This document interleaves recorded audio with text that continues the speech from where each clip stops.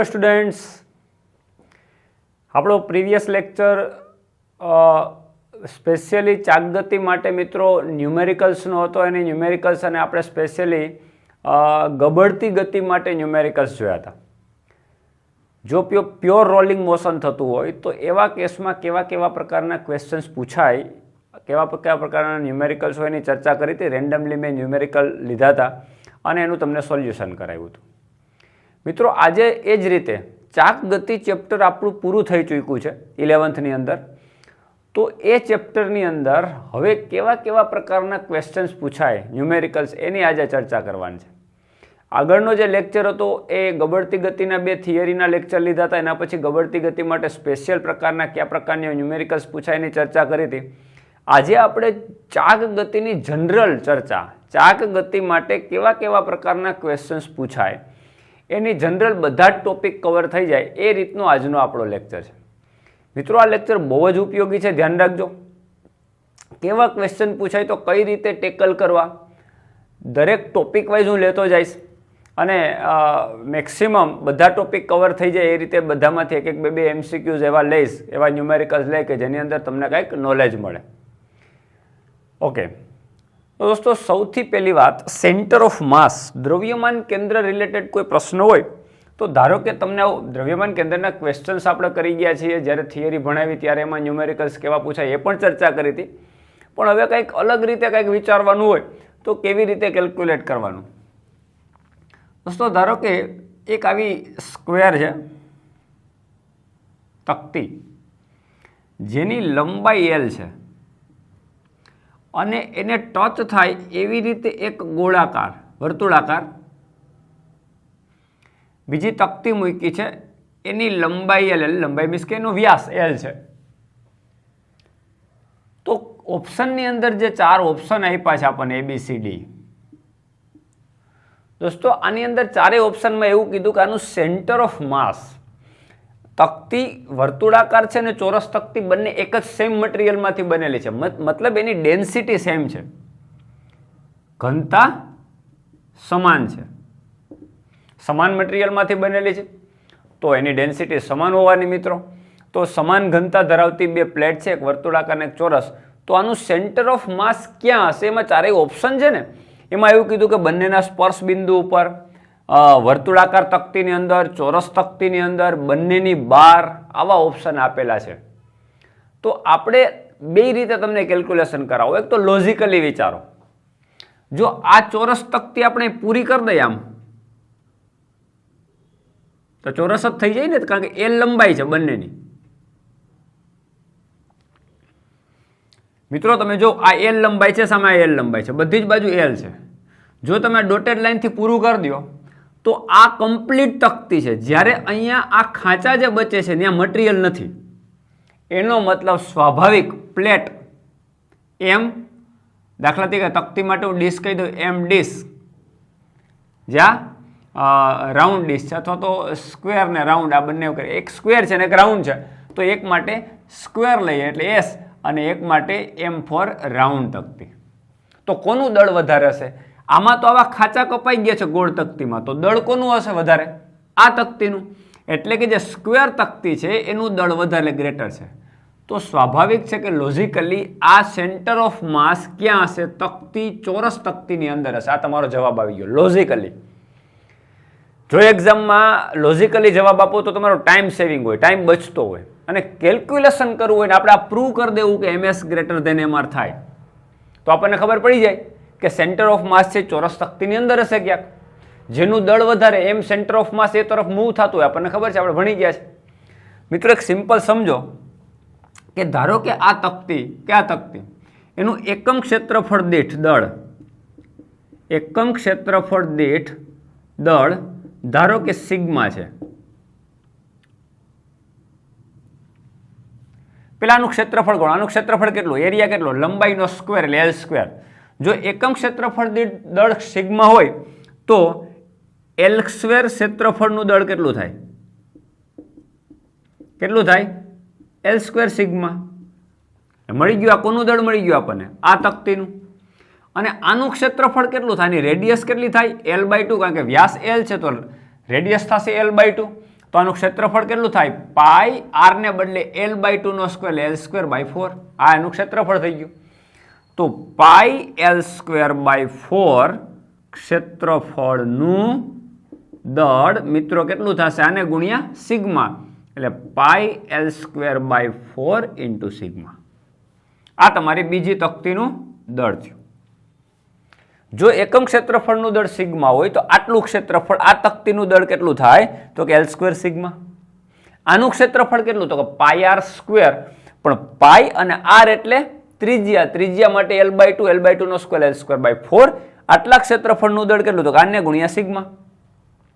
હવે આની કમ્પેર કરો મિત્રો. જ્યાં L² સિગ્મા છે ત્યાં કોનું દળ તમે મૂકી શકો? કોનું દળ છે? L² એટલે કોનું દળ? L² સિગ્મા છે. કોનું દળ છે? ચોરસ તકતીનું. ચોરસ તકતીના દળને આપણે શું કીધું છે? ચોરસ તકતીના દળને આપણે શું કીધું છે? MS કીધું, રાઈટ? અને આને શું કીધું? MR. ઓકે, તો શું લખી શકાય? MR ઇઝ ઇક્વલ ટુ, આ MR છે, પાઈ/4 L² સિગ્મા, એની જગ્યાએ કોનું દળ? MS. મિત્રો પાઈની કિંમત 3.14 થાય અને છેદમાં 4, એટલે આની વેલ્યુ <0.1 આવશે. આની વેલ્યુ 1 કરતા નાની આવશે, સ્વાભાવિક છે. એટલે કે MR/MS <1, કારણ કે પાઈ એટલે 3.14 ભાગ્યા 4 કરો એટલે પોઈન્ટમાં જ જવાબ આવશે, એટલે 1 કરતા નાની હશે. એટલે MR/MS <1, એનો મતલબ MR<MS. શું આવ્યું દોસ્તો? સ્ક્વેર તકતીનું દળ મોટું આવ્યું, જ્યારે રાઉન્ડ તકતીનું દળ નાનું આવ્યું. તો સ્વાભાવિક છે સેન્ટર ઓફ માસ કઈ બાજુ મૂવ થશે મિત્રો? સેન્ટર ઓફ માસ છે તમારું ચોરસ તકતીની અંદર હશે. આ તમારો 4 ઓપ્શનમાંનો એક જવાબ થાય. આ જસ્ટ મેં તમને કેલ્ક્યુલેશન સમજાવ્યું કે કેવી રીતે કેલ્ક્યુલેશન કરી શકાય. સમજાય છે દોસ્તો? તો આ તમારું કેલ્ક્યુલેશન કરીને સમજાવ્યું. એક્ઝામમાં કેલ્ક્યુલેશનની જરૂર ના હોય તો કરવાની જરૂર છે. લોજિકલી જો તમને જવાબ ખબર પડી જતી હોય તો બેસ્ટ છે. અહીંયા આ તમે ભાગ કાપી નાખો તો આ ભાગ જે બચ્યા છે ખાલી છે, એટલે સ્વાભાવિક છે રાઉન્ડ તકતીનું દળ છે એ સ્ક્વેર કરતાં નાનું હશે. તો આનું દળ વધારે, તો સેન્ટર ઓફ માસ કોની ઉપર હશે? ચોરસ તકતીની આસપાસ હશે. ક્લિયર દોસ્તો? હવે બીજો એક પ્રશ્ન છે, સમજો. સેન્ટર ઓફ માસ રિલેટેડ છે, એ પણ બહુ સરસ ક્વેશ્ચન છે. એ સમજવાનો આપણે પ્રયત્ન કરીએ.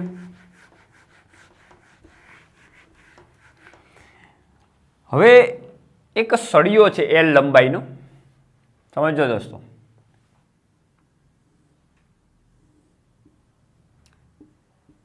L લંબાઈનો સળિયો છે. જો આ સળિયામાં દળ ઘનતા નિયમિત હોય, દળનું વિતરણ નિયમિત થયેલું હોય, તો એનું સેન્ટર ઓફ માસ એના ભૌમિતિક કેન્દ્ર ઉપર એટલે એક્ઝેક્ટ વચ્ચે હોય, એટલે L/2 જેટલા અંતરે હોય, જે આપણે ભણી ગયા છે. પણ મિત્રો આની અંદર રકમમાં એવું કીધું છે, આજે આ ન્યુમેરિકલ છે, મેં કીધું કે એની દળ ઘનતા એટલે એકમ લંબાઈ દીઠ દળ. જો અહીં લખું છું, એકમ લંબાઈ દીઠ દળ કઈ રીતે બદલાય? તો કે lambda is equal two kx²/L આ પ્રમાણે બદલાય છે. જ્યાં x છે એ છેડેથી અંતર છે. જ્યાં x છે છેડેથી અંતર. જેમ અંતર બદલે ને એમ દળ બદલાય. એટલે એકમ લંબાઈ દીઠ દળ એટલે કે દળ ઘનતા lambda is equal two kx²/L છે. એટલે નિયમિત રીતે વિતરિત થયેલું નથી. જો નિયમિત હોત તો છેડેથી સેન્ટર ઓફ માસ એનું ક્યાં હોત? બરોબર વચ્ચે. તો ક્વેશ્ચન એવો છે કે છેડેથી દ્રવ્યમાન કેન્દ્ર કેટલું દૂર હશે? આ તમારો ક્વેશ્ચન છે. છેડેથી સેન્ટર ઓફ માસ કેટલું દૂર હશે? મિત્રો યાદ કરો, દળ વિતરણ નિયમિત ના થયેલું હોય તો સેન્ટર ઓફ માસનું સૂત્ર XCM ઇઝ ઇક્વલ ટુ, એટલે x જેટલા અંતરે દ્રવ્યમાન કેન્દ્ર જે શોધવાનું છે, ઇન્ટિગ્રેશન 0 to L માટે આપણે ગણતરી કરવાની છે. અને દ્રવ્યમાન કેન્દ્ર સેન્ટર ઓફ માસ એટલે આપણને ખબર છે x into dm 0 to L by integration 0 to m dm. મિત્રો આપણને ખ્યાલ છે કે સેન્ટર ઓફ માસ નું સૂત્ર આપણે આવી રીતે લખતા, યાદ કરો, XCM is equal two m1 x1 plus m2 x2 plus up to વચ્ચે m1 plus m2, right. m અને x નો ગુણાકાર, તો અહીં જો m અને x નો ગુણાકાર છે, m એટલે dm, x એટલે અંતર, આ બંનેનો ગુણાકાર થઈ ગયો. ઇન્ટિગ્રેશન લિમિટ ક્યાં છે કે 0 થી l સુધી. છેદમાં કુલ દળ હોય તો કુલ દળ તમારે કેટલું લેવાનું છે? dm dm dm dm dm, નાના નાના ટુકડા લ્યો. ધારો કે અહીંથી એક ટુકડો વિચાર્યો આટલો, આટલા ટુકડાનું દળ dm છે. કેટલી લંબાઈનો છે? તો કે dx જેટલી લંબાઈનો ટુકડો છે અને x જેટલા અંતરે છે, પણ આનું દળ dm છે. તો આવા dm dm dm dm દળના ટુકડાઓ લ્યો તો આખો સળિયો તમારો બની જાય. તો કુલ દળ આવી ગયું 0 to m. હવે આપણે લઈએ કે જો એકમ લંબાઈ દીઠ દળ, એકમ લંબાઈ દીઠ દળ બરાબર લેમડા, આ લેમડા છે ને એકમ લંબાઈ દીઠ આપેલું છે, તો આપણે કેટલી લંબાઈનું દળ જોઈએ? dx લંબાઈનું, આટલા ટુકડાનું દળ જોઈએ. તો dx લંબાઈના ટુકડાનું દળ dm, જે આપણે dm કીધું કેટલું થાય? તો કે એકમ લંબાઈનું લેમડા, તો આટલાનું કેટલું? તો કે લેમડા dx. એટલે કે dm is equal to lambda. Lambda તમારા માટે શું છે? કે x સ્ક્વેર બાય l, કે x square by l dx. મિત્રો સમજાય છે?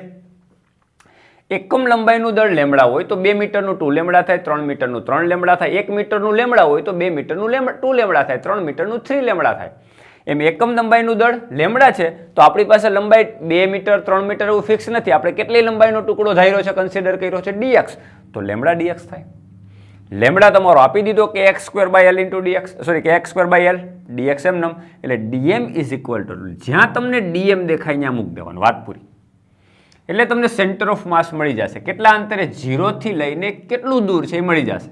ચલો, તો centre of mass xcm is equal to integration 0 to l x dm, x એમ નમ, અને dm એટલે કે x square by l into dx by 0 to dm. એટલે અહીંયા લિમિટ જો dm શું છે તમારું? ખાલી dm લખવાનું. dm કેટલું છે? કે x square by l dx. તો લિમિટ પણ તમારે શું મૂકવી પડે? 0 થી x, એટલે 0 થી l. અહીંયા મેં 0 થી m એટલા માટે લખ્યું છે કે m ટુકડાનું તમારું દળ છે, એ dm dm dm ટુકડાનું તમે દળ લ્યો તો અહીંયા તમને dm દેખાય તો લિમિટ 0 થી m થાય. પણ dm ની વેલ્યુ મૂકશો એટલે આ શું થઈ ગયું? dx. તો લિમિટ પણ x ની આવશે. તો x ની લિમિટ ક્યાંથી ક્યાં સુધી લેવાની? 0 થી l સુધી, કારણ કે આપણે આખા સળિયાનું દળ લેવાનું છે, એટલે 0 થી l. હવે મિત્રો તમે સમજો k બાય l એ કોન્સ્ટન્ટ છે, સંકલનમાં આવશે નહીં, બહાર નીકળશે એટલે ઉડી જશે, એટલે k બાય l કેન્સલ. ઉપરનું આપણે ઇન્ટિગ્રેશન કરીએ, ઉપરનું ઇન્ટિગ્રેશન કરીએ.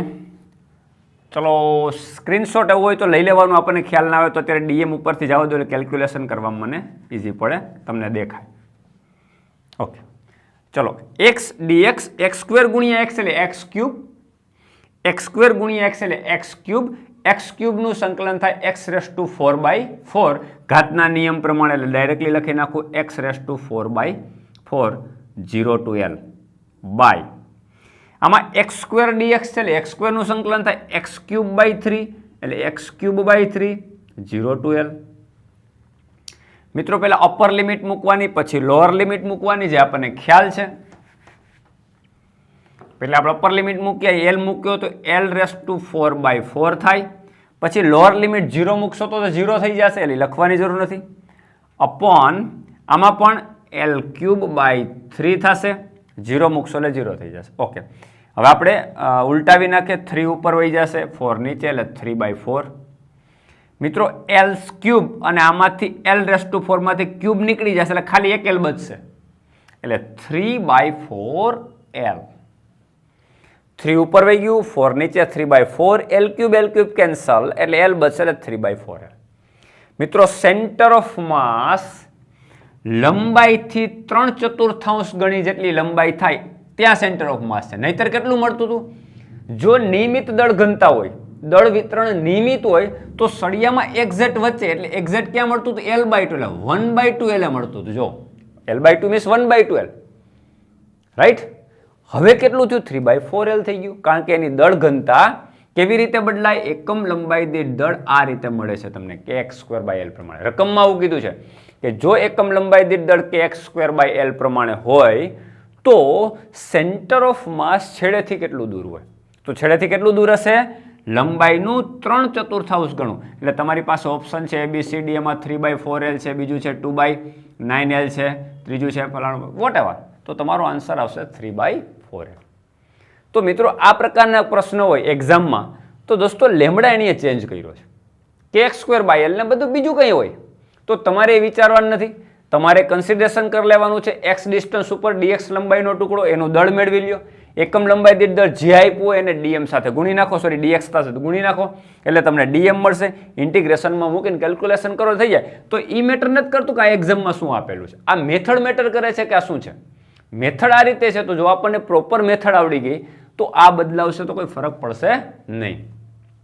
ક્લિયર દોસ્તો? તો આ થઈ ગયું તમારું સેન્ટર ઓફ માસ. જો અનિયમિત રીતે દળ વિતરણ હોય તો કેવી રીતે કેલ્ક્યુલેશન કરવું, રાઈટ. બીજા પણ ન્યુમેરિકલ્સ છે એ પણ આપણે ચર્ચા કરીએ. હવે મિત્રો આપણે કોણીય વેગમાન સંરક્ષણનો ઉપયોગ કેવી રીતે કરવો એને રિલેટેડ અમુક ન્યુમેરિકલ્સ લઈએ. દોસ્તો ઘણી વખત તમે જોયું હશે કે કોઈ એક ટેબલ ઉપર તમને શું ઉદાહરણ આપું, મેરીગો રાઉન્ડ હોય જે છે આપણે ચિલ્ડ્રન પાર્કની અંદર મેરીગો રાઉન્ડ હોય એની અંદર બાળકો છે એક ટેબલ ઉપર ફરતા હોય. એ થોડી વાર થાય તો ધરી ઉપર આવે, પછી થોડી વાર થાય તો એ ટેબલથી દૂર જાય. તો એની ઝડપ ઉપર કંઈ અસર થતી હશે કે નહીં? તો આપણને પ્રેક્ટિકલી ખબર જ છે કે મિત્રો એ જ્યારે ધરી ઉપર આવે અથવા તો છેડે જાય ત્યારે 2 વખત ઝડપમાં બદલાવ થતો હોય. દાખલા તરીકે આવું એક મેરીગો રાઉન્ડ છે અથવા તો ટર્ન ટેબલ છે, આ એની ધરી છે, રાઈટ. હવે કોઈ વ્યક્તિ અહીંયા ઊભો છે અને ધીમે ધીમે ગતિ કરીને આ તરફ આવીને અહીંયા આવે ધરી પાસે, તો શું એની કોણીય ઝડપ બદલાય છે? મિત્રો તો એને જવાબ આવે હા બદલાય, કારણ કે કોણીય વેગમાન સંરક્ષણ નિયમ મુજબ કોણીય વેગમાન હંમેશા કોન્સ્ટન્ટ રહેતું હોય જ્યારે ટોર્ક 0 હોય ત્યારે. પરિણામી બાહ્ય ટોર્ક 0 હોય, ટોર્ક ઇઝ ઇક્વલ ટુ 0 હોય ત્યારે કોણીય વેગમાન L is equal two constant હોય, અચળ હોય, જે આપણે ભણી ગયા. અને L is equal two I omega is equal two constant. આનો અર્થ શું થયો કે દાખલા તરીકે આ રાઉન્ડ ઉપર, દાખલા તરીકે આ મેરીગોલ્ડ રાઉન્ડ છે, આની અંદર કોઈ એક છોકરો કે છોકરી અહીંયા ઊભી છે અને પોતાને એ ધીમે ધીમે આગળ આવી નજીક આવે ધરી પાસે, તો એની ઝડપ બદલાશે. બીજું એ ઉપરાંત દાખલા તરીકે તમે એક ટેબલ ઉપર ઊભા છો અથવા તો સ્કેટિંગ કરો, તો સ્કેટિંગ કરતાં કરતાં દાખલા તરીકે રાઉન્ડ ફરો છો તો તમારા હાથ ફેલાવો છો અથવા તો તમે હાથ નજીક લઈ આવો તો પણ તમારી ઝડપમાં બદલાવ થશે. શું કામે મિત્રો? જ્યારે તમે હાથ, જ્યારે કોઈ એક વ્યક્તિ ફરતી ફરતી પોતાની ધરી, એટલે દાખલા તરીકે એનું બોડી છે, હવે એનાથી હાથ આમ દૂર લઈ જાય છે કે પછી નજીક લઈ આવે છે, તો મિત્રો આ ધરીથી ને તમારું જે દ્રવ્યનો જથ્થો મીન્સ દળ, હાથનું જે મટીરિયલ છે દૂર જાય છે ધરીથી. આપણે આમ દૂર હાથ ફેલાવીએ એટલે દ્રવ્યનો જથ્થો, આ જે દ્રવ્ય છે આપણા હાથનું એ સેન્ટરથી, અક્ષથી દૂર જાય છે. ફરતા ફરતા આપણે આમ રાખીએ, ફરતા ફરતા હાથને નજીક લઈ આવે કે દૂર લઈ આવીએ, તો મિત્રો દ્રવ્યનો જથ્થો દૂર જાય એટલે અક્ષથી જ્યારે દૂર થાય ત્યારે જડત્વની ચાકમાત્રાનું સૂત્ર I is equal to mr² મુજબ મિત્રો ધરીથી દ્રવ્યનો જથ્થો એટલે કે જે કણ છે એનું લંબ અંતર જેમ વધે, r જેમ વધે એમ જડત્વની ચાકમાત્રા વધે.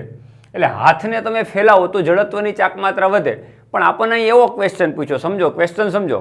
કોઈ એક વ્યક્તિ ટર્ન ટેબલ ઉપર ફરતા ફરતા પોતાનો હાથ નજીક લઈ આવે છે તો એની ઝડપ, કોણીય ઝડપ, એમાં ઓપ્શન આપ્યો વધશે, ઘટશે, અચળ રહેશે. જો આવો પ્રશ્ન પૂછે તો દોસ્તો અહીંયા હાથ ફેલાવીને નજીક લઈ r ઘટ્યો, ધરીથી પોતાનો હાથ નજીક લઈ આવે છે એટલે r ઘટે, r ઘટે એટલે જડત્વની ચાકમાત્રા ઘટે એટલે કે I ઘટે.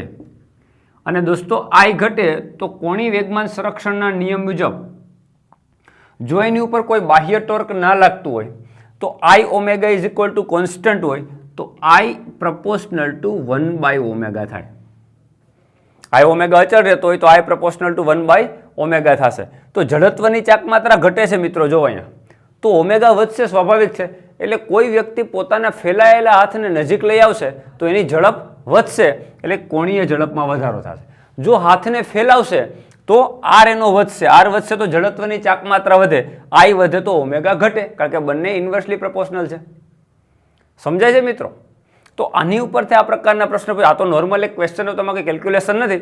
દાખલા તરીકે કોઈ વ્યક્તિ પોતાની ફરતા ફરતા હાથને ફેલાવે કે નજીક લઈ આવે, એમ અહીંયા આ મેરીગો રાઉન્ડ છે, ફરે છે, આ નજીક આવે છે, એનો મતલબ વ્યક્તિ જ્યારે ધરીની નજીક આવે એટલે આર ઘટે, આર ઘટે એટલે આઈ ઘટે, આઈ ઘટે એટલે જડત્વની ચાકમાત્રા ઘટશે એટલે ઓમેગા વધશે. એટલે કોઈ વ્યક્તિ જો ચાલતો ચાલતો ધરી તરફ આવે તો ઓટોમેટિકલી ઝડપ વધે, અને ઝડપ વધે તો આપણને કન્ફ્યુઝન થાય કે ઝડપ વધે તો આનો મતલબ એવો થયો કે કોઈ વ્યક્તિ નજીક આવે તો ટેબલની સ્પીડ વધવા માંડે, એનો મતલબ ઉર્જા વધતી જાય વધતી જાય વધતી જાય. તો આની સાથે તમે જનરેટર જોડી દો તો ઓટોમેટિકલી ઉર્જા ઉત્પન્ન થતી જાય. પણ એવું નથી મિત્રો, જ્યારે વ્યક્તિ જે છે એ અહીંથી અહીંયા સુધી ચાલે છે, એ ચાલવા દરમિયાન એણે જે કાર્ય કર્યું છે એ ઉર્જામાં કન્વર્ટ થયું છે. મફતમાં કોઈ ઉર્જા મળતી નથી. ઉર્જા સંરક્ષણના નિયમ મુજબ દોસ્તો એક ઉર્જાનું માત્ર બીજી ઉર્જામાં કન્વર્ઝન થાય છે, રૂપાંતરિત થાય છે, ઉર્જા ઉત્પન્ન કરી શકાતી નથી. તો આ ઉર્જા આવી ક્યાંથી? સ્પીડ વધી, ઓમેગા વધે એટલે ગતિ ઉર્જા K is equal two 1/i omega square. મિત્રો ઓમેગા વધે છે એનો મતલબ ગતિ ઉર્જામાં કંઈક વધારો થયો છે. પણ ગતિ ઉર્જામાં વધારો શું કામે થયો છે એ તો વિચારીએ કે વ્યક્તિએ પોતાના દ્વારા, વ્યક્તિ જ્યારે નજીક આવે છે અથવા તો હાથને તમે નજીક લઈ આવો તો તમે જે કાર્ય કર્યું છે એ ગતિ ઉર્જામાં કન્વર્ટ થયું છે. એટલે ઉર્જાનું કન્વર્ઝન થાય છે, કોઈ ઉર્જા ઉત્પન્ન થતી નથી. આ એક મિસઅન્ડરસ્ટેન્ડિંગ ના થાય એ ધ્યાન રાખજો. ક્લિયર દોસ્તો? હજી કોની વેગમાન સંરક્ષણ ઉપરથી એક પ્રશ્ન તમને સમજાવું, બહુ મહત્વની વાત છે, આના જેવું જ કંઈક છે. ઘણી વખત આવા ક્વેશ્ચન પૂછે કે આપણી હાલની જે પૃથ્વીની પોઝિશન છે મિત્રો, એ પૃથ્વી પોતાની ધરી ઉપર પરિભ્રમણ કરતા લગભગ 24 કલાકનો એક્ઝેક્ટલી નહીં પણ 24 કલાક એક્ઝેક્ટ આપણે માની લઈએ. આપણે કેમ કહીએ કે વર્ષની અંદર 365 દિવસ, એક વર્ષ સૂર્યની આસપાસ પરિભ્રમણ કરતા 365 દિવસ તો નિયર અબાઉટ છે, પોઈન્ટ સમથિંગ આવે છે પણ એ આપણે અવગણીએ છીએ. તો 365 દિવસ એમાં એક્ઝેક્ટ 24 કલાક આપણે કેલ્ક્યુલેટ કરી લઈએ તો 24 કલાકની અંદર એક પરિભ્રમણ ધરીની આસપાસ ફરે. એટલે કે આવો એક નક્કર ગોળો વિચારો. આપણને ખબર છે પૃથ્વી એક્ઝેક્ટલી ગોળ પણ નથી, સંતરા જેવી છે, મોસંબી જેવી છે, દબાયેલી, રાઈટ. પણ આપણે એને એક્ઝેક્ટ નક્કર ગોળો ધારીએ તો આવો નક્કર ગોળો કે પૃથ્વી પોતાની ધરી ઉપર ફરતા 24 કલાક લે છે. કેટલી કલાક? 24 કલાક. એટલે એનો આવર્તકાળ T ઇઝ ઇક્વલ ટુ 24 કલાક છે હાલનો. અચાનક કોઈ એવા ફેરફાર થાય, કોઈ રેડિયેશન ઇફેક્ટ થાય, કંઈ પણ, અને આપણી પૃથ્વી સંકોચાઈને એની જેટલી રેડિયસ છે, અત્યારે જેટલી રેડિયસ છે એના કરતાં અડધી થઈ જાય r/2, તો હાલના 24 કલાક ઉપર શું ઇફેક્ટ થશે? સંકોચાણી એટલે ઝડપ બદલી, ઝડપ બદલી, સંકોચાણો એટલે આર ઘટ્યો, આર ઘટ્યો એટલે મિત્રો શું થયું? સ્પીડ વધી, સ્પીડ વધશે એટલે ઝડપથી પરિભ્રમણ કરી જશે, રાઈટ. તો જે 24 કલાકનો દિવસ છે કેવો થઈ જશે? એની ઉપર શું અસર થશે? ટૂંકો થશે. તો આપણે ગણતરી કરવી કે કેટલો ટૂંકો થાય. જોઈએ આપણે મિત્રો, I omega is equal two constant, એટલે આમ લખી શકાય I1 omega is equal two I2 omega 2. પ્રારંભિક કોણીય વેગમાન, અંતિમ કોણીય વેગમાન સમાન, તો I1 omega is equal two I2 omega 2. મિત્રો પહેલાય ગોળો જ હતો, પછી ગોળો જ છે, પણ જડત્વની ચાકમાત્રા અહીંયા લખો તો આમ થાય ને 2/5 એમ. જો અહીંયા સ્પષ્ટતા કરવી પડે કે સંકોચાય છે પણ એનો દ્રવ્યનો જથ્થો ક્યાંય કપાઈને જતો નથી, એનો મતલબ દળ અચળ રહે છે, રાઈટ. આ પ્રશ્નમાં જ હોય કે દળ અચળ રહે છે, પૃથ્વી કપાતી નથી, માત્ર સંકોચાય છે. એટલે 2/5 mr², આ r² જડત્વની ચાકમાત્રા, નક્કર ગોળાની જડત્વની ચાકમાત્રા 2/5 mr², omega 1 is equal two I2. હવે નવી જડત્વની ચાકમાત્રા મિત્રો, સંકોચાયા બાદ નવી જડત્વની ચાકમાત્રા શું થશે? 2/5 m r² ને બદલે r/2 નો સ્ક્વેર થશે, કારણ કે ત્રિજ્યા અડધી થઈ ગઈ. એટલે 2/5 mr² ને બદલે r/2² ઓમેગા 2. જોજો ઝડપ કેટલી બદલાય, જોજો. 2/5 m કેન્સલ, r² કેન્સલ, તો હું બચ્યું અહીંયા omega 1 is equal two r² cancel થઈ ગયો, 2 નો વર્ગ 4 રહેશે એટલે 1/4 રહેશે અને ઓમેગા 2 રહેશે. તો નવી કોણીય ઝડપ omega 2 is equal two 4 omega 1. દોસ્તો કોણીય ઝડપ 4 ગણી થઈ ગઈ. કોણીય ઝડપ કેટલા ગણી થઈ ગઈ? 4 ગણી થઈ ગઈ. તો સ્વાભાવિક છે આવર્તકાળ છે હોય એના કરતા ચોથા ભાગનો થઈ જાય, કારણ કે બંને વ્યસ્ત પ્રમાણમાં છે. ઓમેગા 2 ઇઝ ઇક્વલ ટુ આમ લખાય 2π/T2, ઓમેગાનું સૂત્ર કોણીય ઝડપ ઇઝ ઇક્વલ ટુ 2π/t, અહીં T2 લખું 4 2π/T1, 2π કેન્સલ થઈ જાય તો T2 ઇઝ ઇક્વલ ટુ નવો આવર્તકાળ T2 is equal two T1 ઉપર જાય 4 નીચે જાય તો T1/4, તો પહેલા આવર્તકાળ હતો 24 કલાકનો તો 24/4 એટલે ચોથા ભાગનો થઈ ગયો. કેટલું થાય? 6 કલાક. દોસ્તો તમે જો પહેલા આપણી પૃથ્વી એક પરિભ્રમણ કરતાં 24 કલાક લેતી હતી. એક્ઝેક્ટલી આપણે ગણીએ તો 24 કલાકનો પૂરો સમયગાળો લેતી હતી એક પરિભ્રમણ કરવા માટે, જ્યારે અત્યારે એ 6 કલાકનો સમયગાળો લે છે. એનો મતલબ એટલી સ્પીડ વધી ગઈ. કેટલી સ્પીડ વધી ગઈ? 4 ગણી ઝડપ થઈ ગઈ. 4 ગણી ઝડપ થઈ ગઈ એનો મતલબ આવર્તકાળ ટૂંકો થઈ ગયો, એટલે 6 કલાકમાં પરિભ્રમણ પૂરા થઈ જાય. એટલે આપણા દિવસ રાત કેટલાના થઈ જાય? 6 કલાકના, એટલે 3 કલાકની રાત્રિ ને 3 કલાકનો દિવસ થઈ જાય. એટલે આપણા લેક્ચર કેટલા મિનિટના થઈ જાય? 10-10 મિનિટના. જસ્ટ મજાક છે. ખાલી 6 કલાકની દિવસ અને રાત, એટલે દોસ્તો 3 કલાકની દિવસ અને 3 કલાકની રાત્રિ થઈ જાય જો આપણી પૃથ્વી સંકોચાઈને ત્રિજ્યા અડધી થઈ જાય તો. સેમ વિચારું, જો કોઈ કારણોસર આપણી ત્રિજ્યા છે આપણી પૃથ્વીની ત્રિજ્યા ફૂલી જાય અને રેડિયસ છે એ બમણી થઈ જાય તો આરને બદલે અહીંયા 2r આવી જશે, 2r² થઈ જાય. તો સેમ વસ્તુ તમે આગળ વધો તો અહીંયા 2r² થઈ જાય, પછી આગળ વધો તો ઝડપ જે રીતે બદલાય, તો અહીંયા જે 24 કલાક છે એના કરતાં દિવસ લાંબો થઈ જાય. તો ઘણી વખત એવા ટૂંકા પ્રશ્ન પૂછે કેલ્ક્યુલેશન ને, દિવસ લાંબો થાય કે ટૂંકો, તો સંકોચાઈ જાય તો દિવસ ટૂંકો થઈ જાય, 6 કલાકનો થઈ ગયો દિવસ રાત્રિ. જો વિસ્તરે તો દિવસ રાત્રિ લાંબા થઈ જાય, 24 કલાકને બદલે સમયગાળો વધી જશે. કારણ કે આર વધશે તો જડત્વની ચાકમાત્રા વધશે, તો સ્પીડ ઘટે તો પૃથ્વી ધીમી ફરવા માંડશે, અને પૃથ્વી ધીમી ફરશે એનો મતલબ કે 24 કલાક કરતાં વધુ સમય લેશે. મિત્રો આ ઉપયોગ છે કોણીય વેગમાન સંરક્ષણના નિયમની ઉપયોગિતા.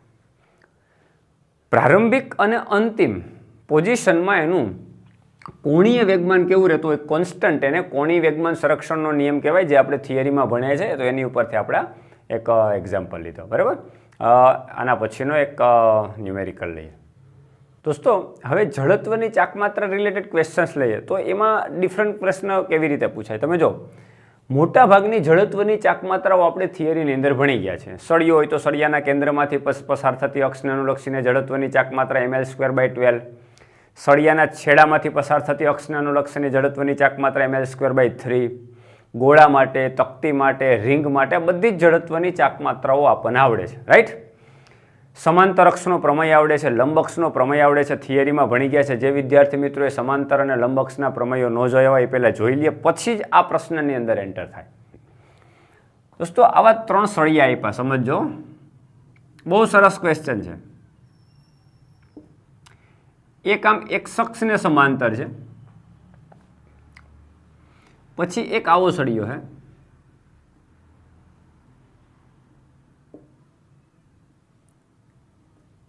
જે વાય અક્ષને સમાંતર છે, ત્રીજો એક સળિયો આપ્યો છે, આની લંબાઈ L છે, આની લંબાઈ L છે, આની લંબાઈ પણ L છે, અને સમાન આડછેદવાળા, બધાનું આડછેદ સરખું, બધાની લંબાઈ સરખી. આવા 3 સળિયાને એક્સ અક્ષ, વાય અક્ષ અને ઝેડ અક્ષને સમાંતર આ રીતે ગોઠવી દીધા. મિત્રો આપણને બધાને ખબર છે કે એક્સ અક્ષ, વાય અક્ષ અને ઝેડ ત્રણેય એકબીજાને પરપેન્ડિક્યુલર હોય, 90 ડિગ્રી ઉપર હોય. આ તો આપણે બતાવવા માટે આ રીતે આમ ક્રોસમાં બતાવીએ. વાસ્તવમાં આ અક્ષ છે આમ છે, પુસ્તકના પાનાને લંબ તમારી તરફ આવતી અક્ષ એ ઝેડ અક્ષ છે, રાઈટ. તો અહીંયા બોર્ડના સમતલ લંબ આ ઝેડ અક્ષ છે.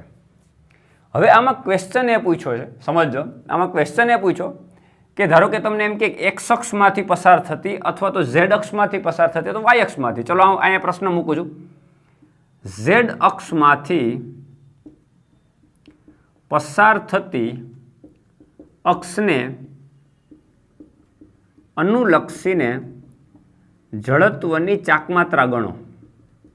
ઓપ્શન આપ્યા છે. ઓપ્શન જે છે એ આપણે લખી નાખીએ 2ml²/3, બીજો ઓપ્શન છે 3ml²/2, ત્રીજો ઓપ્શન છે 5ml²/3, ચોથો ઓપ્શન છે ml²/3. ફોર એક્ઝામ્પલ આવા 4 ઓપ્શન આપ્યા છે તો કયો ઓપ્શન ચૂઝ કરશો? સમજો આ પ્રશ્ન ઓપ્શન તો પછી જવાબ આપશે એટલે જોઈ લેશો, એટલે બહુ ડોન્ટ વરી, એના માટે કંઈ નહીં. ચલો, ઝેડ અક્ષને અનુલક્ષીને જડત્વની ચાકમાત્રા પૂછી. ઝેડ અક્ષમાંથી પસાર થતી અક્ષ. મિત્રો ઝેડ અક્ષ એટલે આ થઈ, આ તો આપણે આમ દોરી છે, આમ ક્રોસમાં. આપણને ખબર છે 3 ડાયમેન્શનમાં કોઈ રીતે દોરવા માટે આપણે 3 આ બોક્સ દોરવું હોય તો આપણે આમ ડ્રો કરીએ છીએ, રાઈટ?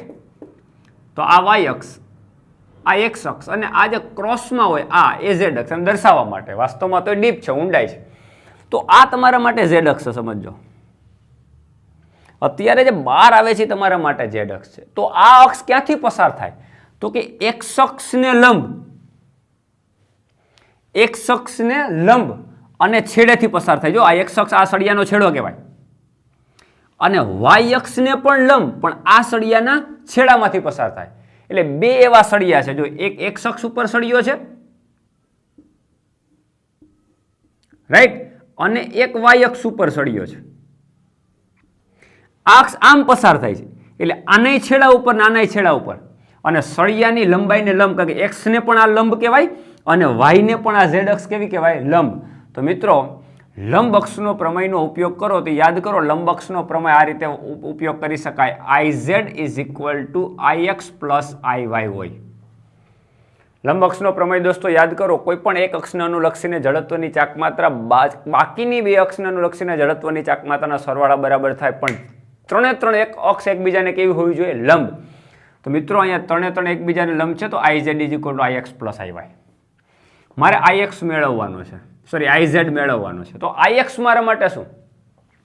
IX એટલે X, IX એટલે X સળિયા માટે, X અક્ષને સમાંતર જે સળિયો છે આ, એના છેડામાંથી પસાર થતી અક્ષ છે. જો આ જેને સાપેક્ષે આપણે મેળવવાની છે એ અક્ષ ક્યાંથી પસાર થાય? તો X અક્ષને સમાંતર સળિયો એના છેડામાંથી પસાર થાય. તો જો આ છેડામાંથી પસાર થાય, મેં હમણાં તમને કીધું એ.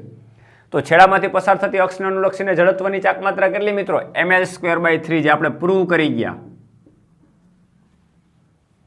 આપણે પ્રૂવ કરી ગયા છે, રાઈટ? સેમ વસ્તુ વાય અક્ષ જે છે એના છેડામાંથી પસાર થતી અક્ષ, અહીં રહ્યો એનો છેડો. આજે IZ આપણે જે શોધવાની છે એ ક્યાંથી પસાર થાય છે? આ સળિયાની લંબાઈને લંબ, પણ છેડામાંથી, વાયના છેડામાંથી પસાર થાય. તો એમાંથી પસાર થતી અક્ષને અનુલક્ષીને જડત્વની ચાકમાત્રા પણ કેટલી? ml²/3. તો ફાઇનલી આન્સર તમારો IZ is equal two ml²/3 plus ml²/3, એટલે કેટલું થશે? 2ml²/3. તો તમારો આન્સર આવી ગયો 1, 2ml²/3. બાકીના બધા આન્સર ખોટા આવશે. ક્લિયર દોસ્તો? તો જડત્વની ચાકમાત્રાને અનુલક્ષીને કોઈ પણ પ્રશ્ન પૂછાય તો આ રીતે તમારે સમાંતર અક્ષનો પ્રમેય, લંબ અક્ષનો, જો બે અક્ષ એકબીજાને સમાંતર જતી હોય તો સમાંતર અક્ષનો પ્રમેયને યાદ કરવાનો, બંને અક્ષ એકબીજાને લંબ હોય તો લંબ અક્ષના પ્રમેયને યાદ કરવાનો. તો આ વસ્તુ ખાસ ધ્યાનમાં રહીએ. ક્લિયર દોસ્તો? તો હવે જડત્વની ચાકમાત્રા લીધી જ છે, તો આપણે એને રિલેટેડ બીજા અમુક ક્વેશ્ચન પણ જોઈએ. મિત્રો હવે જે આપણે લંબ અક્ષના પ્રમેયનો ઉપયોગ કર્યો, હવે તમને સમાંતર અક્ષના પ્રમેયનો વધુ સારી રીતે ઉપયોગ આવે એટલે મેં બીજો એક ન્યુમેરિકલ લીધો. દોસ્તો A અને B બે તકતી છે ને, સેમ તકતી છે, બેની રેડિયસ સેમ છે, બેનું દળ સરખું છે, સમાન વસ્તુ જ છે, સમાન મટીરિયલમાંથી બનેલી છે.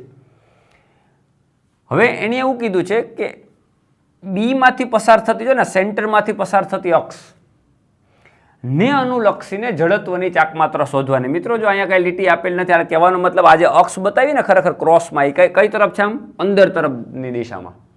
આમ ક્રોસમાં બતાવી છે, એ ખરેખર શું છે? આમ અંદર તરફ જતી દિશામાં છે. તો આને તમે અંદર તરફ જતી દિશામાં એક અક્ષ વિચારો તો બંને અક્ષ એકબીજાને કેવી થાય? સમાંતર. સમજો, હું તમને અહીંયા સમાંતર અક્ષના પ્રમેયનો ઉપયોગ કરતા શીખવાડું છું. આ એક તકતી છે, પ્લેટ છે, પ્લેટના કેન્દ્રમાંથી એક પસાર થાય છે, એમાં B પ્લેટના કેન્દ્રમાંથી પસાર થતી અક્ષને અનુલક્ષીને જડત્વની ચાકમાત્રા મેળવવાની કીધી છે આપણને. ક્લિયર દોસ્તો? તો સમજો, પહેલા તો શું કરવું પડે? B તકતી માટે જડત્વની ચાકમાત્રા કેટલી અને એ તકતી માટે જડત્વની ચાકમાત્રા કેટલી, આ અક્ષને અનુલક્ષીને બેયનો શું કરવો પડે? સરવાળો. એટલે હું પહેલા લખું IBB નો મતલબ શું? કે મારે B તકતી માટે જડત્વની ચાકમાત્રા કોને અનુલક્ષીને? તો કે B ને અનુલક્ષીને. તો આ જ તકતીમાંથી પસાર થાય સેન્ટરમાંથી એટલે એની જડત્વની ચાક માત્રા તો આપણને ખબર જ છે મિત્રો, કેટલી તકતી માટે mr²/2 એટલે કે mr²/2 એટલે આ તકતીની ત્રિજ્યા r છે ને દળ m છે એવી બે સરખી તકતી છે. તો બીના કેન્દ્રમાંથી પસાર થતી અક્ષને અનુલક્ષીને જડત્વની ચાક માત્રા શોધવાની છે, પણ સાથે સાથે બીજી એ તકતી પણ એના સ્પર્શકમાં છે, સ્પર્શ એ રીતે ગોઠવેલી છે, રાઈટ. તો તમારે બીના કેન્દ્રમાંથી કોઈ એક તકતીના કેન્દ્રમાંથી પસાર થતી અક્ષને અનુલક્ષીને જડત્વની ચાક માત્રા મેળવવી હોય મિત્રો, તો તમારે આને અનુલક્ષીને પણ મેળવવી પડે, આની જડત્વની ચાક માત્રા પણ લખવી પડે, આની પણ લખવી પડે, અને પછી બેનો સરવાળો કરવાનો છે. અત્યારે મેં હું લખ્યું IBB નો મતલબ હું બી માંથી પસાર થતી, બીના કેન્દ્રમાંથી પસાર થતી અક્ષને અનુલક્ષીને જડત્વની ચાક માત્રા કોની સાપેક્ષે? તો બીની સાપેક્ષે. કેટલી? તો કે mr²/2. આ મારા માટે એક થયું. હવે મારે મેળવવાનું છે IA માટે જડત્વની ચાક માત્રા. જો IA નો મતલબ એની જડત્વની ચાક માત્રા કોને અનુલક્ષીને? બીને અનુલક્ષીને. તો મારે લખવું પડે IAB. મિત્રો આમાં જો સમજજો, આ અક્ષ એમાંથી પસાર નથી થતી, એને અનુલક્ષીને એની જડત્વની ચાક માત્રા શોધવાની છે, પણ કોને અનુલક્ષીને? અક્ષ બદલાઈ ગઈ, બીને અનુલક્ષીને. અને આ બંને અક્ષ એકબીજાને કેવા થાય? સમાંતર. કારણ કે આ પણ અંદર તરફ, આ પણ અંદર તરફ. જો અહીંયા ડ્રો કરેલ છે આમ ક્રોસમાં, મીન્સ અંદર તરફ સમજવાનું છે, આમાં પણ અંદર તરફ. તો આ બંને વચ્ચેનું ડિસ્ટન્સ કેટલું હોય મિત્રો? બંને અક્ષ, બંને આમ સમાંતર અક્ષ વિચારો બંને, તો બંને વચ્ચેનું ડિસ્ટન્સ કેટલું હોય? r આનું ને r આનું, એટલે ટોટલ કેટલું હોય? 2r ડિસ્ટન્સ હોય. તો 2r અંતરે રહેલી બે અક્ષને અનુલક્ષીને જડત્વની ચાક માત્રા મેળવવી હોય તો સમાંતર અક્ષનો પ્રમેય મેળવવો પડે, સમાંતર અક્ષના પ્રમેયનો ઉપયોગ કરવો પડે. સમાંતર અક્ષના પ્રમેયનો ઉપયોગ એટલે IC + MD². આ એનું સૂત્ર. તો I = AB. IC એટલે કોઈ પણ એકના કેન્દ્રમાંથી પસાર થતી અક્ષને અનુલક્ષીને જડત્વની ચાક માત્રા લખવાની છે. આપણા માટે કોઈ પણ એક એટલા માટે કે બે સરખી જ છે, તો કઈ ફરક નહીં પડે. એટલે mr²/2 પ્લસ mm. જ્યાં d શું હોય? બંને સમાંતર અક્ષ વચ્ચેનું લંબ અંતર. જો અત્યારે બે ક્રોસમાં મિસા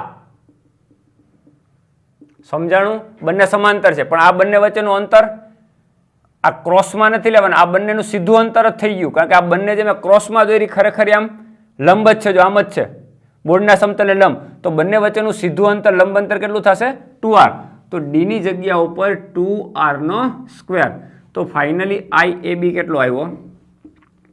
mr²/2 પ્લસ બેનો વર્ગ 4 થશે એટલે 4mr². બેનો વર્ગ થશે 4, m અને r², m 4mr², રાઈટ. આ તમારું સમીકરણ બીજું.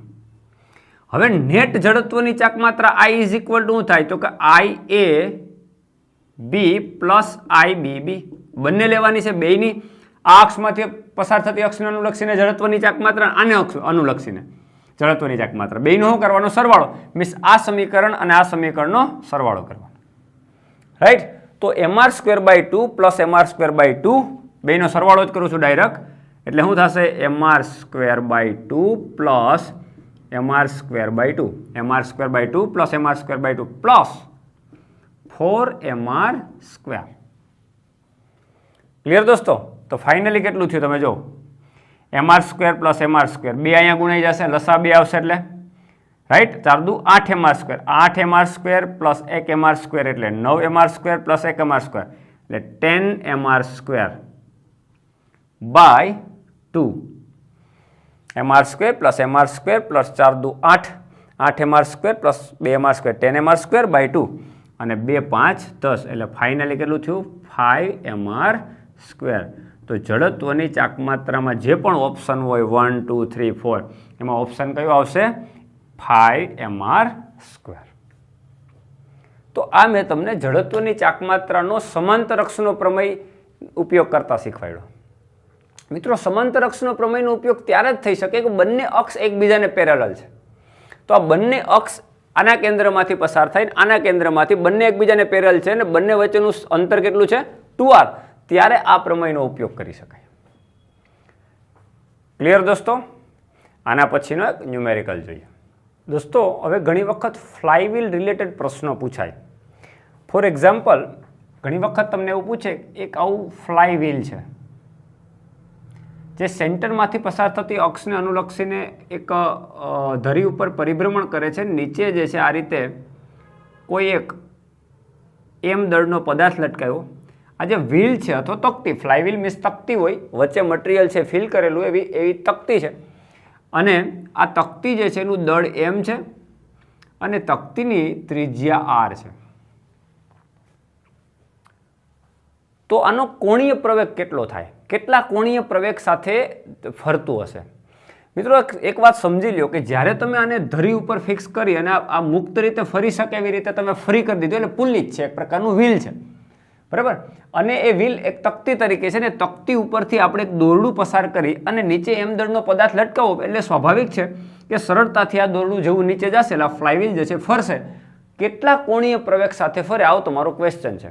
હવે વેલ્યુ આપી દે, ચલો આપણે એ લખી નાખીએ. ધારો કે m is equal two 20 kg છે, આ જે છે એ ધારો કે small m is equal two 5 kg છે, r છે એ ધારો કે 20 સેન્ટીમીટર છે, વોટેવર કાંઈ પણ વેલ્યુ આપી દીધી. એક્ઝામમાં આપણે કેવી રીતે ટેકલ કરવું એ શીખવાડું, ગણતરી કરીને મારે જરૂર નથી.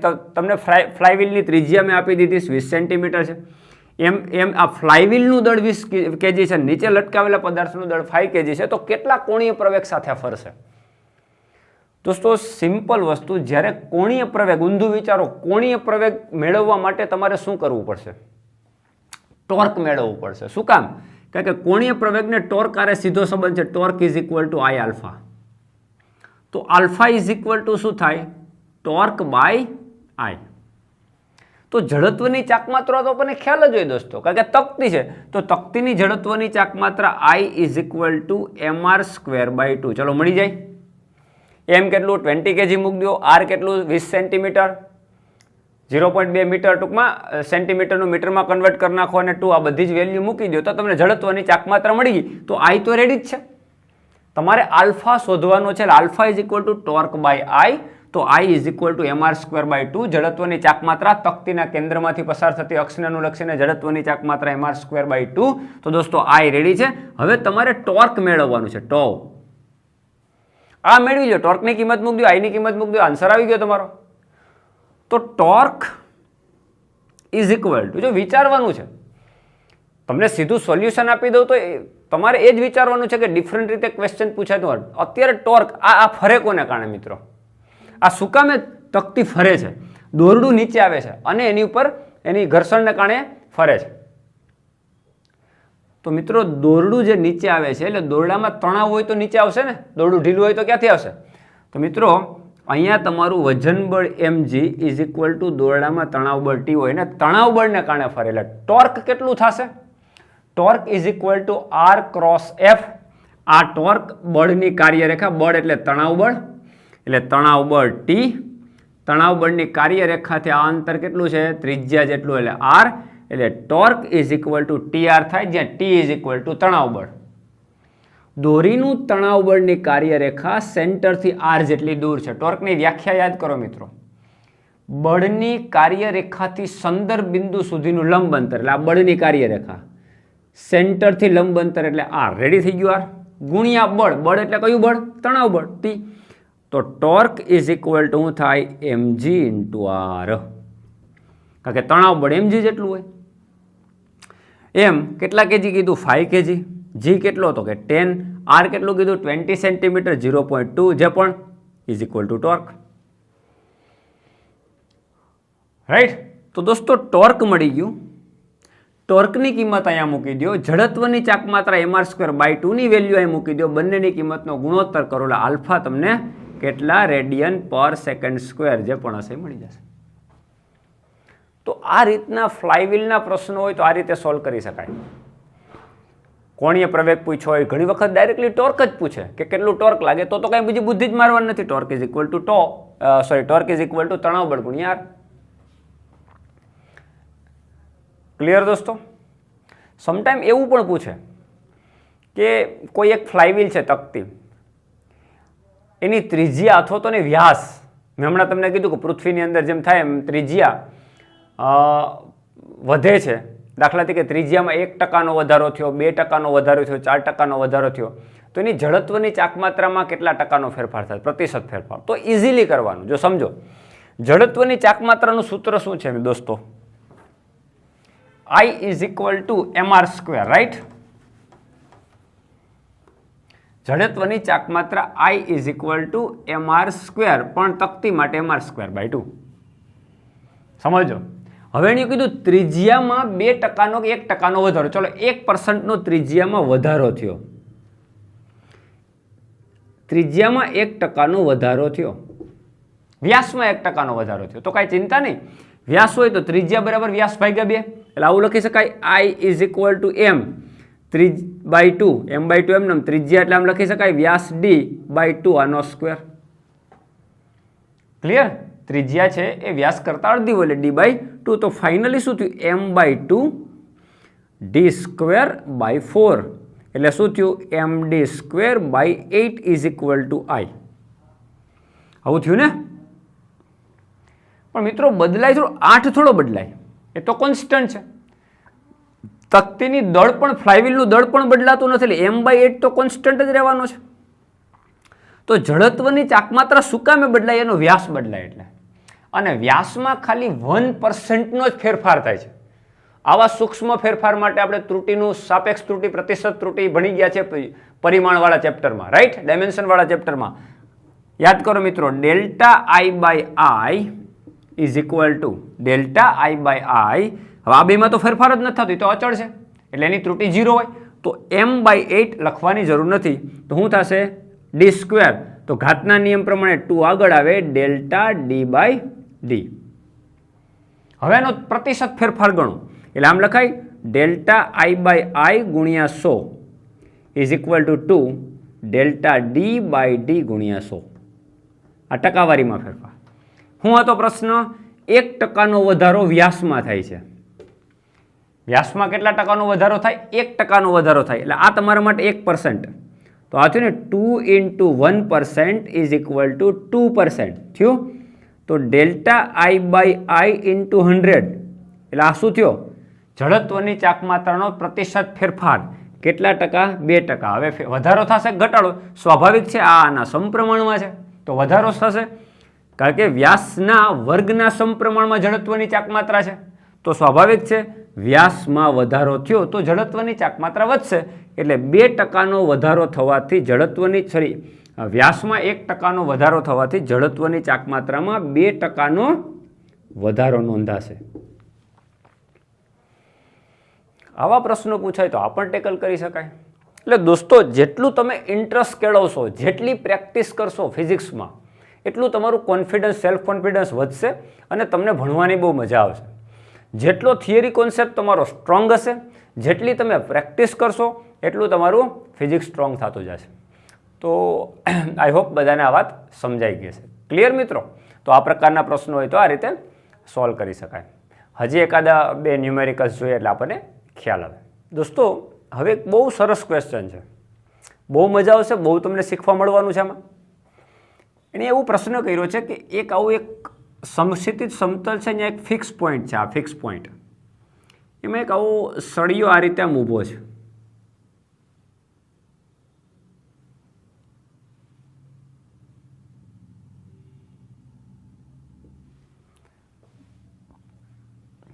એનું આ સેન્ટર છે.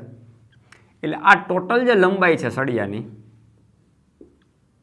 એ L કીધી છે. તો સ્વાભાવિક છે એનું સેન્ટર ઓફ માસ સમાન નિયમિત દ્રવ્ય ઘનતા ધરાવતો પદાર્થ છે. એટલે સળિયો છે એનું દ્રવ્ય વિતરણ નિયમિત રીતે થયેલું છે. એટલે એનું સેન્ટર ઓફ માસ કેટલું દૂર હોય? L/2. હવે આ સળિયો છે ને મુક્ત કરી દો એટલે આમ નીચે પડે. એટલે આ ફિક્સ પોઈન્ટ છે એટલે આમ નીચે ચાક ગતિ કરશે. એટલે આની પાસે એક જ ઉર્જા વધશે, ચાક ગતિ ઉર્જા વધશે, સામે સ્થિતિ ઉર્જા ઘટશે. શું કામ? કારણ કે એનું સેન્ટર ઓફ માસ નીચે આવશે. અત્યારે સેન્ટર ઓફ માસ કેટલું ઊંચું છે દોસ્તો? L/2. જેવો સળિયો આ રીતે આમ આવશે એટલે એનું સેન્ટર ઓફ માસ એટલે દ્રવ્યમાન કેન્દ્ર નીચે નમશે એટલે એનો H ઘટશે, એટલે સ્થિતિ ઉર્જા ઘટશે. સામે ચાક ગતિ ઉર્જામાં રૂપાંતર થતી હોય, કારણ કે એનું સેન્ટર ઓફ માસ જે છે એ નીચે નમે છે. આ ફિક્સ ધરીની આસપાસ કેવી ગતિ કરે છે? આ રીતે આમ ચાક ગતિ કરે છે. આમ મૂવ નથી થતો સળિયો. શું કરે છે? આમ ચાક ગતિ કરે છે. તો મિત્રો આપણે વિચાર લઈએ કે ચલો આ સળિયો જે છે અત્યારે આ પોઝિશન ઉપર છે, ફોર એક્ઝામ્પલ.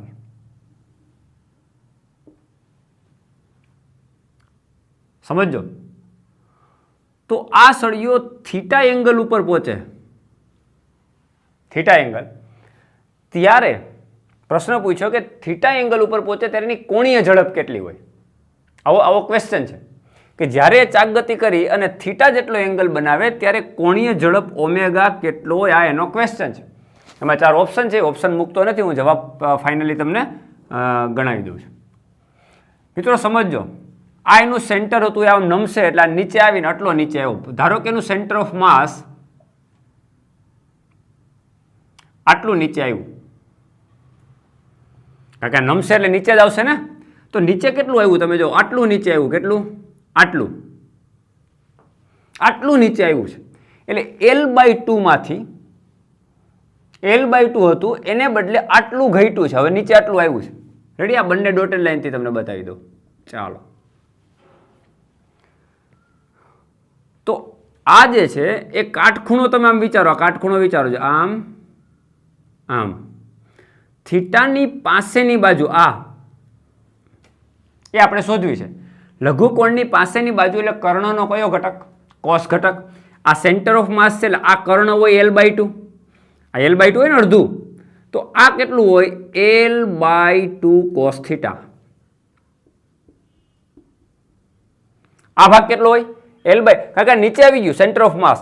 આ થીટા હોય તો થીટાની પાસેની બાજુ, લઘુકોણની પાસેની બાજુ કર્ણનો કોસ ઘટક હોય, સામેની બાજુ L/2 sin થીટા થાય. કારણ કે આ જે છે કર્ણ છે, તમે જો આ કાટખૂણામાં કર્ણ છે, આ કેટલું હોય? L/2. તો આ L/2 નો કયો ઘટક હોય? કોસ ઘટક. તો આ નીચે કેટલું આવ્યું? મીન્સ મારે આ શોધવું છે, ઉપલો કટકો શોધવું, કેટલું નીચું આવ્યું એ મારે જોવું છે. રાઈટ? એટલે કે સ્થિતિ ઉર્જામાં કેટલો ઘટાડો થાય છે મારે જોવો છે. સ્થિતિ ઉર્જા આપણે આમ લખીએ ને mgh, પણ મારે h નથી જોતો. આ h એટલે મારા માટે ઘટાડો મારે શોધવો છે. જેટલી સ્થિતિ ઉર્જા ઘટશે એટલી સામે ચાકગતિ ઉર્જા વધશે. ક્લિયર મિત્રો? તો અત્યારે મારે આ શોધવું છે, તો આ કેટલું હશે? તો કે આ ટોટલ છે L/2, એમાંથી L/2 cos થીટા માઇનસ કરી નાખો એટલે આટલો ઘટાડો મળ્યો આપણને. એટલે મારે સ્થિતિ ઉર્જામાં ઘટાડો શોધવો હોય તો ઊંચાઈમાં ઘટાડો, દ્રવ્યમાન કેન્દ્રની ઊંચાઈમાં ઘટાડો હું અહીં લખું છું. કેટલો? તો કે L/2 પહેલાં હતું, પહેલાં કેટલું ઊંચું હતું? L/2. હવે એટલું નીચું આવી ગયું. એટલે કેટલું આવી ગયું છે? આટલું મારે શોધવું છે. એનો મતલબ આમાંથી આટલા આખામાંથી એટલું માઇનસ કરવું પડે, એટલે L/2 cos થીટા માઇનસ કરવું પડે. L/2 minus L/2 cos theta, એટલે ફાઇનલી કેટલું થયું? L/2 1 minus cos theta. Right? તો આ થયો ઊંચાઈમાં ઘટાડો. મિત્રો, ઊંચાઈમાં જે ઘટાડો થયો છે એટલે કે સ્થિતિ ઉર્જા જ્યારે આપણે લખીએ તો સ્થિતિ ઉર્જામાં કેટલો ઘટાડો થયો? તો mgh. તો મારે લખવાનું mgh. h ની જગ્યાએ શું લખવાનું? આ h, અમારા માટે h. આટલો ઘટાડો થયો એટલે h ની જગ્યા ઉપર હું લખીશ L/2 × 1 માઇનસ cos થીટા. મિત્રો, ઉર્જા સંરક્ષણ એમ કહે છે કે એની જે સ્થિતિ ઉર્જા ઘટી છે એ કેમાં કન્વર્ટ થઈ ગઈ છે? એની ચાકગતિ ઉર્જામાં. તો સ્થિતિ ઉર્જાનો ઘટાડો કોના બરાબર લખી શકો? એની ચાકગતિ ઉર્જા. ચાકગતિ ઉર્જા એટલે 1/2 I ઓમેગા સ્ક્વેર. હવે મિત્રો અહીં ફાઇનલી કેલ્ક્યુલેશન કરીએ આપણે. mg L/2 1 minus cos theta is equal two